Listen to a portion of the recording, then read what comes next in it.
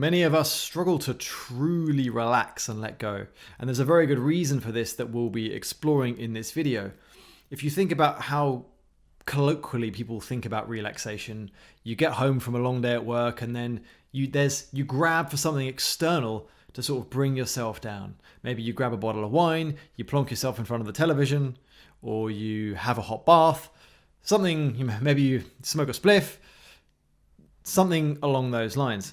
And what this is really doing is there's this, survival stress in your body that's coming up, and you're just kind of squashing it back down. It's like, all right, enough of you.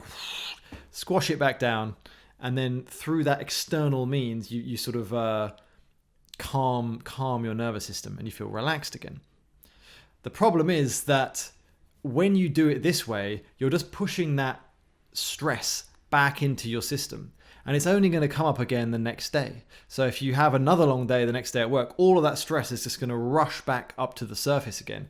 And you'll be just as stressed, if not more stressed than you were before. And so you have to repeat the cycle, continuously plonking yourself in front of the television or grabbing that bottle of wine or whatever it is. And this is in fact how you get into cycles of addiction, because you continuously need that thing to feel relaxed, to feel at home, as it were.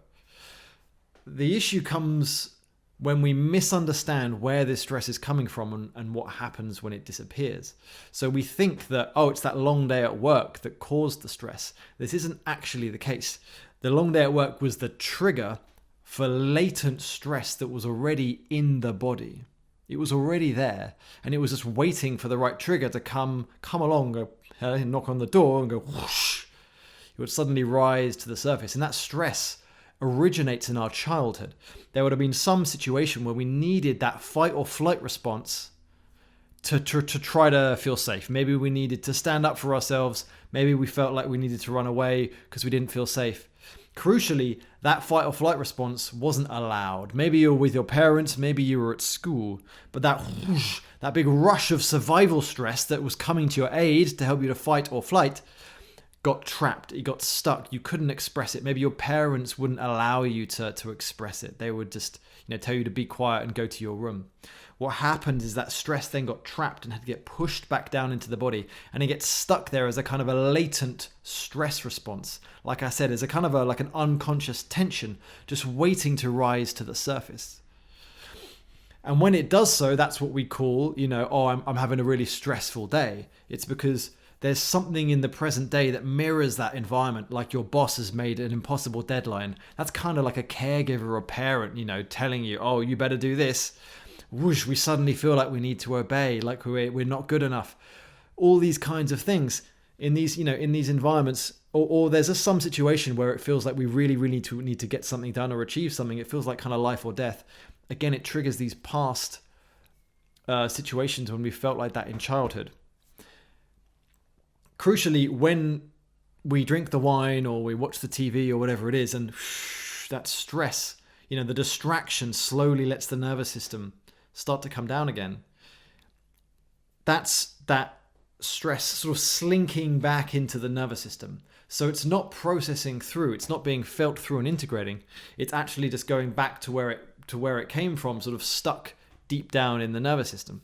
And that's why it doesn't just disappear. And the next day, if you find yourself in that stressful situation again, whoosh, it'll all come back to the surface. And this is how you can get more and more stressed over time, is because that same stress is being ripped to the surface, then squashed back down again, then ripped to the surface, coming up even bigger and going back down again.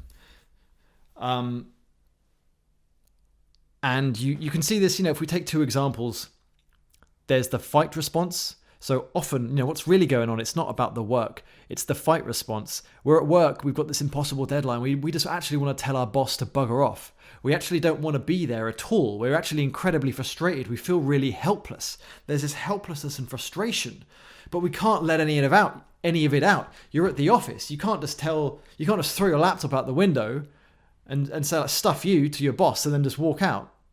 That's not going to fly. Equally, you can't just feel completely, you can't just lie there in helplessness being like, I don't know what to do. That's not going to help you get that promotion either. So you have to suppress it all and sort of put this, this freeze over the top and this veneer of competency of like, okay, no, I'm going to get it done. And you're just really tense. And what that tension is precisely the fight or flight response wanting to come up. And another part of you holding it in because it's not safe or not appropriate to let that out at work. Another situation might be where you've got a flight response going on. Say you're really worried about something. Maybe it's some medical issue, for example, or there's some financial issue you have.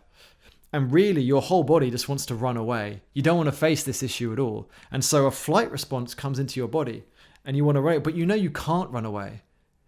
You know, you're at home with your family. You can't just let yourself be like, I'm going to go run away. But that response nevertheless comes up in your body because it's an animal body. So what do you have to do?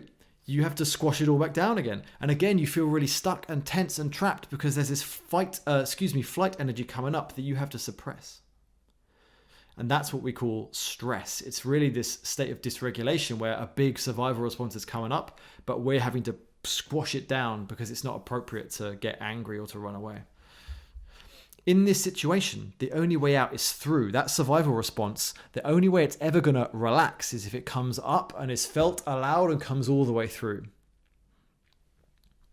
So false relaxation is when we don't allow that to happen, but instead we put that stress back in its box, back where it came from. This is the wine, the bath, the TV, and so on. There's nothing wrong with this at all, but you should just know to tell the difference.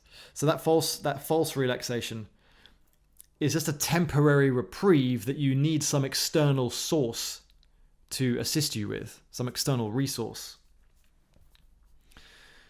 And that stress will come out of the box in the coming days and weeks or whenever you find yourself in a similar situation. True relaxation is the opposite. It's when you actually fully allow that stress response to come up and through. And then the stress response integrates. It itself actually relaxes. And that whole chunk of stress dissolves. And then in its place, there is a natural spaciousness and relaxation that arises. Without any effort, without needing to do anything, without having to have a glass of wine, right? Or anything else.